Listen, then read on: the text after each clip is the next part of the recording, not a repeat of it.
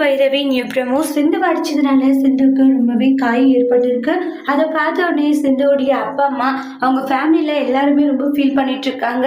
விசாரணை பண்றேன்னு சொல்லிட்டு எங்க வீட்டு பொண்ணு சிந்துவை போட்டு இப்படி அடிச்சிருக்கீங்க, இங்க பாருங்க உங்க வீட்டு பொண்ணு பண்ணது கொஞ்சம் நெஞ்சம் காரியமா பண்ணியிருக்கா, அவன் எவ்வளவு பெரிய தப்பு பண்ணியிருக்கான்றாங்க.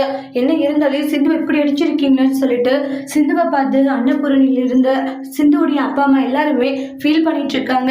என் பொண்ணு நாங்கள் எப்படியெல்லாம் வளர்த்தோம், ஆனால் அதை இப்படி பார்க்கறதுக்காகவா அப்படின்ட்டு எல்லாம் சொல்லிட்டு ஃபீல் பண்ணிட்டு இருக்காங்க. சிந்து உண்மையை ஒத்துருந்தா இவ்வளோ பிரச்சனையும் வந்திருக்காது. அவங்க ஏன் உண்மையை சொல்ல மாட்டேங்கிறாங்க? பண்ணாதன்னு அப்படி ஒரு விஷயத்த சொல்றதுக்கு பண்ணாது எப்படி சொல்லுன்னு எப்படி சொல்லுவாங்க அப்படின்ட்டு ஒரு கட்டத்துல பைரவிக்கு கோவம் வந்துடுது. பைரவி இங்க பாருங்க, நீங்க பண்ணிட்டு இருக்கிறது ரொம்ப பெரிய தப்பு.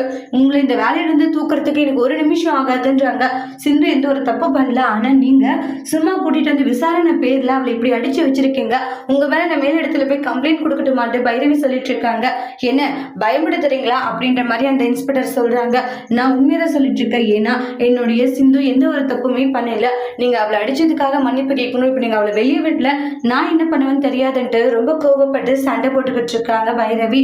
பைரவி சொன்னதை கேட்டுட்டு இங்க பாருங்க, நீங்க சொன்னதெல்லாம் கேட்டுட்டு பயந்து போயெல்லாம் வெளியே அனுப்ப முடியாது.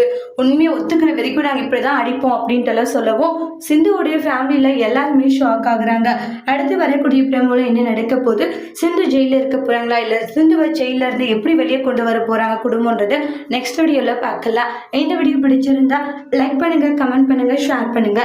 மறக்காத நம்ம சேனலை சப்ஸ்கிரைபர் பண்ணிக்கோங்க. Thank you friends.